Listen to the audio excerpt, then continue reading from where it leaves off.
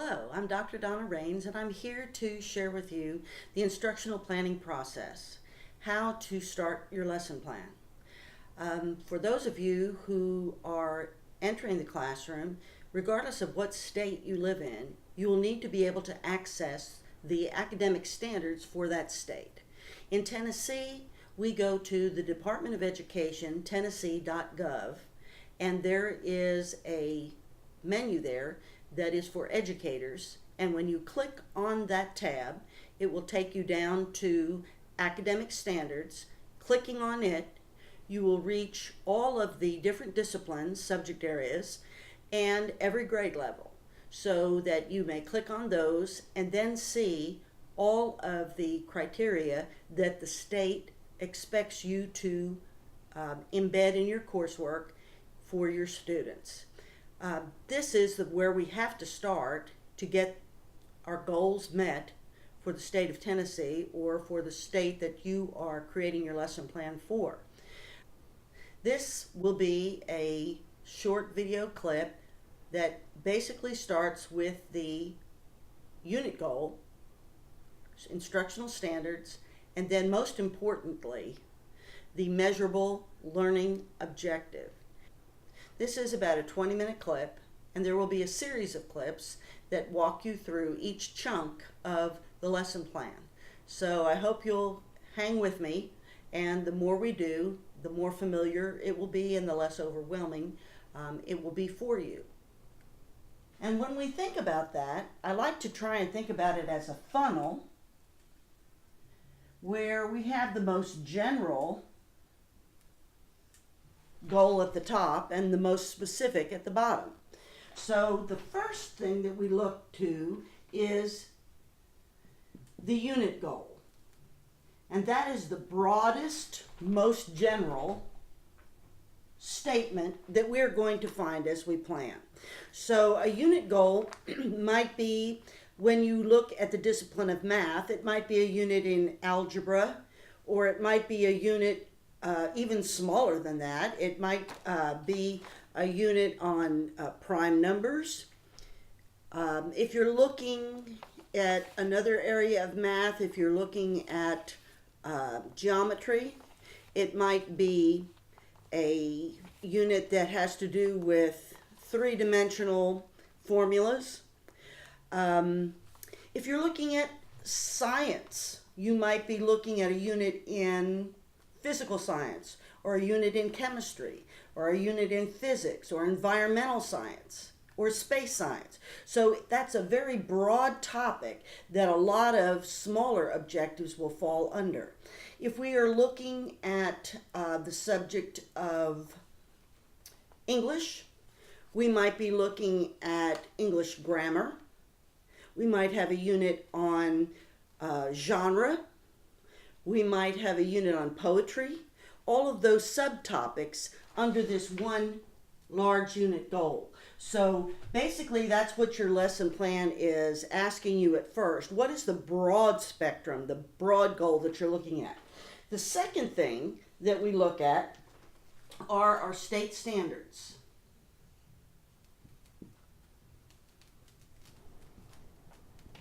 And those state standards are more specific than the unit goal. And one of the state standards might look something like this. This is a fourth grade standard, denoted by the first number.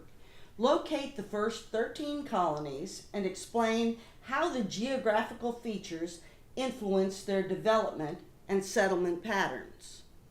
All right, so obviously this is a social studies standard for fourth grade, and it would probably be under a unit goal in American history. All right, so the final one that we're going to talk about, and the one that we're probably going to spend the most time on, is the goal that we call the measurable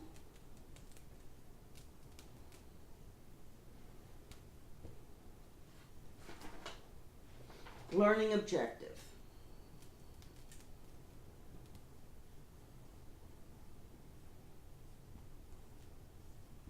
And that's what we're going to learn to write today. This is the key word right here, measurable. Now, if you decide that you're going to take a ride into town, unless you're an adventurer or it's a Saturday and you have nothing to do, most times you have a destination. And in order to not go and get lost, in order to not end up on a side road, we all have a GPS in our car. Well, this lesson plan is going to work for us like a GPS. It's going to keep us on track, and it's going to get us from point A to point B. And there are some certain things that we want at the end of our destination, and without a lesson plan, we may not be able to deliver those. So we're going to examine this measurable learning objective and learn how to write one today. All right, so I'm going to try and simplify that for you by making it as simple as the ABCs. We're going to start with A, which is going to be our audience. Now, who do you think the audience would be in the classroom? Obviously, it's going to be the student or the pupil or the learner. For our purposes, we're going to start our statement. We're going to write that objective using the learner will. Okay, that's going to standardize what we look at. The second thing in that measurable behavioral objective, the B stands for behavior.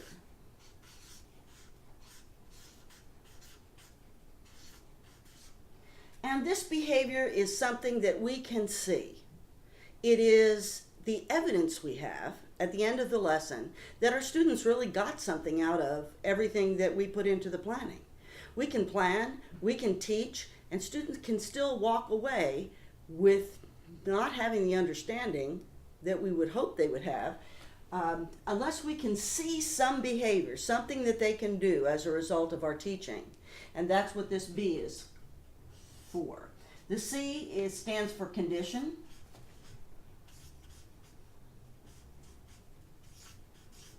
And that is what the teacher does. That is how the teacher sets the students up for success. It's the materials that they give, it's the assignment that they use to help the learner master the material. And it's kind of the assessment piece as well sometimes, and we'll talk more about that later. And then finally, we have D, which is the degree. And this is the degree of mastery,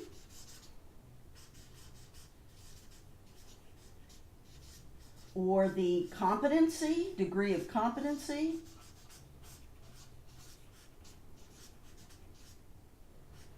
and that is usually expressed in a percentage. So if you are going to test your students in mathematics and they have to know their multiplication tables,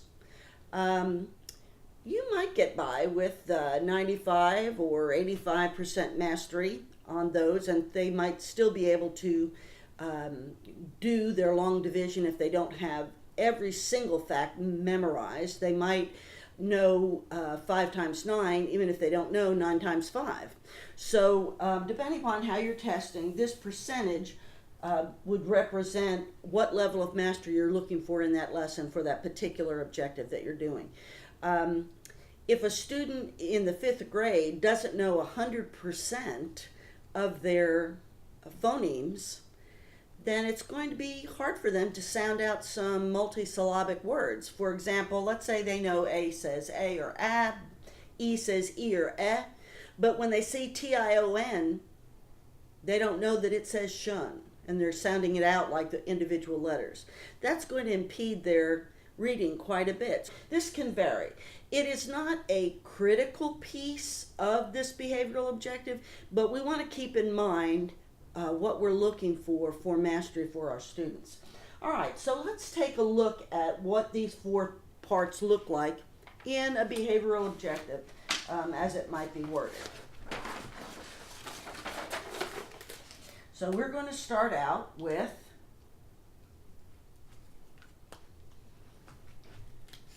the learner will, given a map of the eastern United States, label the first, or let's say 13, original colonies with 100% mastery. Okay, so if we're going to apply our ABCs formula to this, where would we find our A? Where's our audience? Which part of this statement speaks to the audience? Okay, if you said the L for learner, you're correct. That is our audience. All right. B is a behavior. So we're looking for a verb, an action verb. You say, oh, this is where I fall down. I don't know my parts of speech really well. Well, as we talk about this more, it's going to become very clear to you. So just kind of hang with me on this first example, and we'll go into it and simplify it in just a minute. All right. So the learner will, what are they going to do? The learner will label. So that is something that we can see them do. So that satisfies B. That's our behavior. Now the condition is what the teacher is going to do to allow the student to give us this evidence of what they've learned.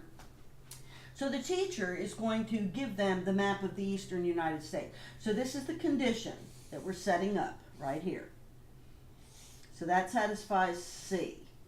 All right, and then we have 100% accuracy is what we're looking for. So there's our degree of mastery that we want. All right, so we have A, B, C, D. They don't always have to be worded in A, B, C, D order. And depending upon the level of Bloom's taxonomy that we will get into a little bit later, the level of thinking that you're requiring students to do, it may determine how you phrase your behavioral objective, but we want to find those 4 parts. All right, so everyone has an easy time writing TLW, so we don't have to work on that anymore. We know we have the audience. But the B part, that verb that we're looking for, can sometimes be a little sticky. I'm going to try and simplify that for you right now. All right, so when we're talking about a behavior, we're talking about 2 types of behaviors that we might see, or words that we might use. What we want in this behavioral objective is we want, and I'm making a big eyeball here so that you'll remember, we want overt behaviors. We want things that we can see. We can't measure what we can't see. So the opposite of overt is covert. And I'm going to take that T and I'm going to cover up the word, just like a blanket over top of it, because this is not what we want. We do not want any covert verbs. You said, well, give me an example. I don't know what you're talking about there, overt, covert. All right, so overt verbs are things that we can see a child or a student do. We can see a student list examples. We can see a student circle proper nouns. We can see a student create a diorama or a mobile of the planets in the universe. We can see a student compute.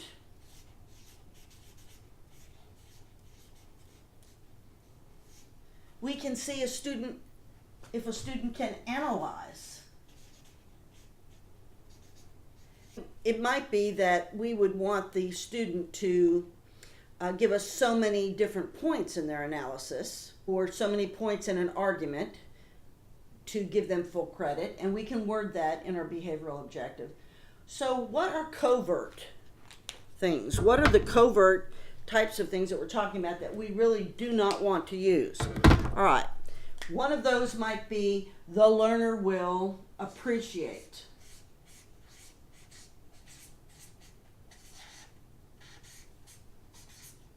I cannot see you appreciate something. I can't measure it. I can't say on a scale of 1 to 10, here's where we're at with appreciation. Now, if I want to get really technical about that and argue that point, let's say that I had a goal or an objective where I said the learner will appreciate fine literature. And so at the beginning of the semester, I might look at your library card and see how many great books you checked out from the library. And after I taught my wonderful unit on literature, then I would go back the next semester and look at your library card and hope that I could see that you checked out at least twice as many great books. And then I might say, well, I can measure your appreciation. That's stretching the point. It's very hard to measure appreciation. We might say the student will understand. I cannot see understanding or lack of understanding. I can see evidence of it if you list something or circle something or create something. I can tell that you understand it by doing one of these overt things. So these are the words that we do not want to use in our measurable behavioral objective because they're not really measurable. Another one that students like to use, and often adults do as well, the learner will know. I cannot tell if you know. Sitting right here, you're looking at me, I can assume that you're grasping what I'm saying, but until I ask you to do something that demonstrates that by one of these things or something else that is overt, I do not know for a fact that you understand what I'm saying. So, what I'm going to ask you to do right now, and this is what we call formative assessment, I'm going to check and kind of take a little measure to see if you do in fact, if you are in fact understanding what I'm talking about. All right, so I have a list of words here, and I would like for you at this time to stand, get back to back with a partner. And I want you to look at these words. You're standing back to back so you're not talking. And you're going to look at these words and kind of decide in your own mind which of those are overt and which are covert.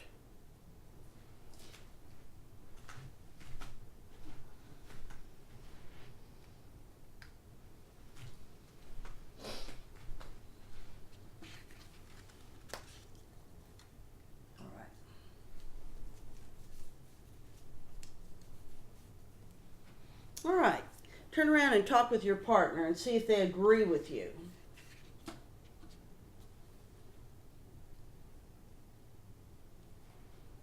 All right, there's some that are rather obvious. The learner will circle. We talked about that one. The learner will solve. I can see you solve a problem. I can see you outline something. I can see you design something. I can see you underline something. I can hear you state something correctly or incorrectly. I can probably see you apply the laws of physics to a particular problem, or I can see you apply a theorem in geometry to a particular assignment. I'm not so sure that I could see you enjoy. I'm not so sure that I can measure your appreciation. I cannot tell if you understand unless you do something for me. And last but not least is a tricky one, because grasp can mean the same thing as understand. And in that context, I would say no. However, there are 3 different types of domains that we write objectives for. And so I'm going to segue into that so that you can see why that word grasp can be kind of tricky for us. All right? The 3 domains that we're going to talk about, the first is one that represents knowledge.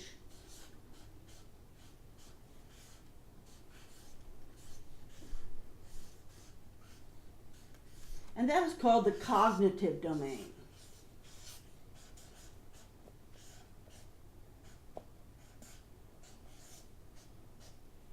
The second is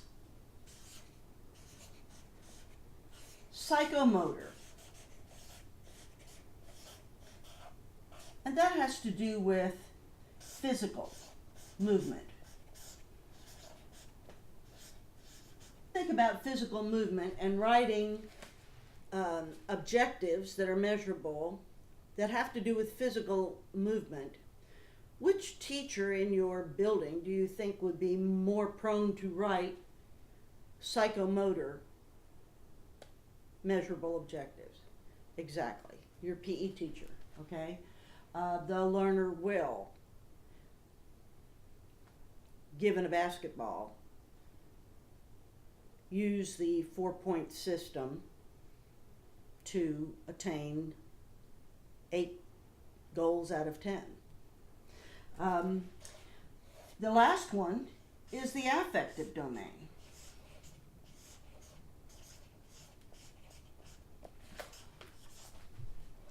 And this has to do with feelings, emotions. Would a classroom teacher ever use any type of survey for affective? They might. You might at the beginning of the semester ask students to list their subjects by priority, the ones that they like the best, or on a scale of 1 to 5, how do you feel about math? And if in December you give them that same Likert scale, how do you feel about math, 1 to 5, and it changes, and all of those students who loved it at the first of the year are not liking it in December, that might give you a strong indication of something you might need to be doing to change that affective climate in your classroom to be more positive. So we are going to spend most of our time on the cognitive, right, the knowledge base. Unless you're working in physical education, and if you are, then it would be appropriate for you to be wording your behavioral objectives in the psychomotor realm. All right, so we've talked about overt and covert verbs and how we're going to manage that. And so what I'd like to do is I'd like to take that state objective that we looked at originally. Let's look at that state standard that we chose, the 4th grade social studies. Locate the first 13 colonies and explain how the geographical features influence their development and settlement patterns.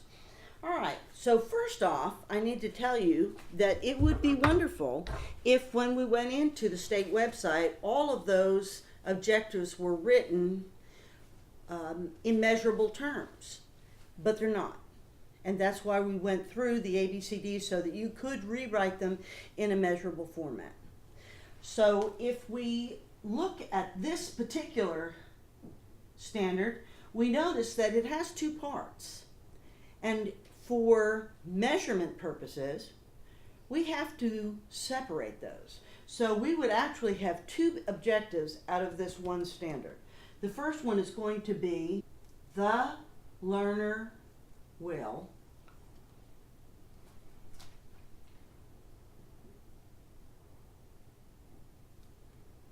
I'm going to try and put it in order for you, so it's ABC. Okay, the learner will locate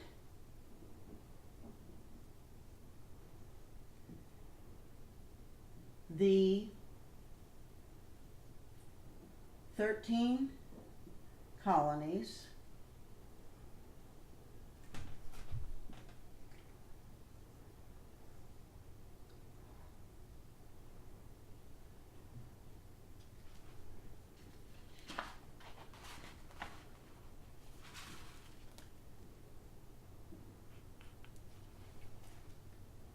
given a map of the eastern United States with 100% accuracy.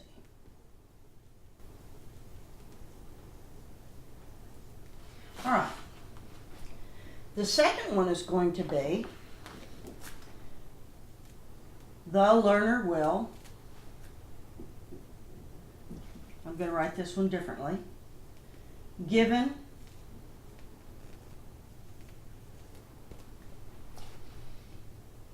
a list of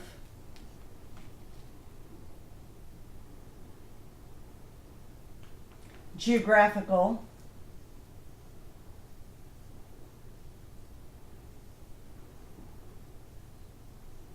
features match to each colony the specific features of its region. I'm going to say, and for the third objective, the learner will discuss in a 3-sentence essay how the colonies geographical features influenced their development and settlement pattern so that it matches the standard exactly. That's kind of an extreme example, but I want you to realize that you're going to have to dissect those standards as they're written. Why do we have to do that? Why can't we lump them all together? It's very simply this. You might have a student that has low-level abilities who can memorize and easily locate those 13 colonies. He might even be able to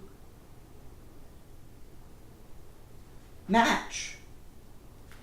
When you give him a bank of geographical features, he might be able to match them to each colony. However, he might not have the ability to synergize all that information and apply it in a rationale to explain how this influenced the development and settlement patterns. So if you lump it all together and he can do 2 pieces out of 3, do you say, oh yeah, he mastered it? Or no, he didn't? Supposing you have a student that can only do this and they can't do the other parts of that objective. Can you say, oh, he mastered that objective? No, you can't. So you have to break it apart so that you can be sure that you have an accurate read on what your students are accomplishing and what you need to go back over. All right. Now, the reason I'm so particular about how we word that measurable behavioral objective is if you take time on the front end of your lesson to write this well, it automatically tells you what your summative assessment is going to look like. What kind of a quiz or test or activity would you have students do to show you that they know where the 13 colonies are? Well, there you have it. So what are some things now you can do to get them from point A to point B? What are the activities that you're going to put in that GPS to help students be able to perform that part. You might have some maps for them that are puzzles.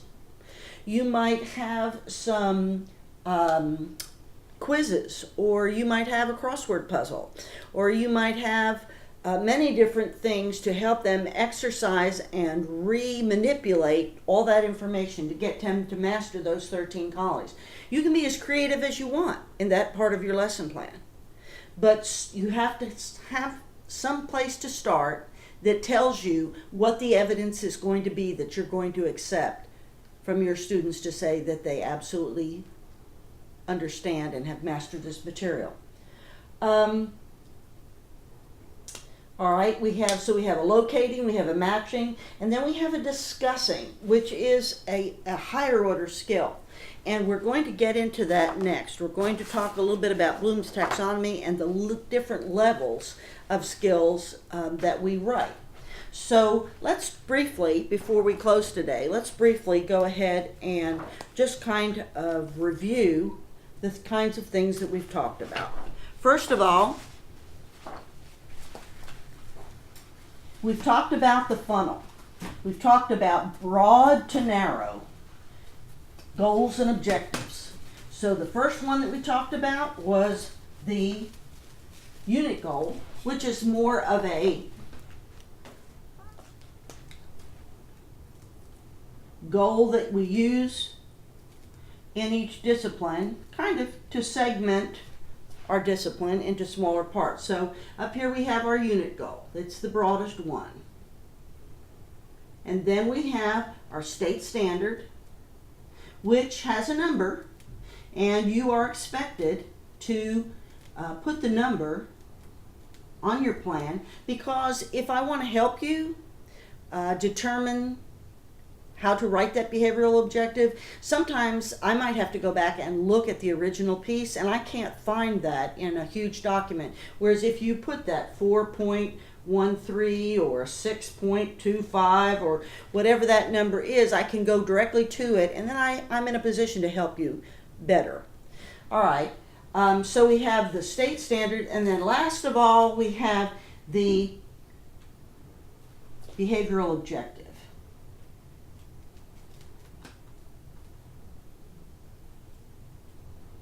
And we know that the key word for that is measurable.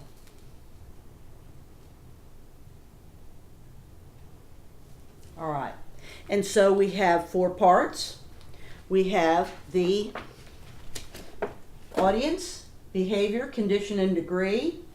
The audience is the learner will. The behavior is either an overt, well, we want it to be an overt verb, something we can see, an action. The condition is what the teacher does, giving the student the map, giving the student the microscope with labels to attach, giving the student a copy of Bloom's taxonomy to memorize.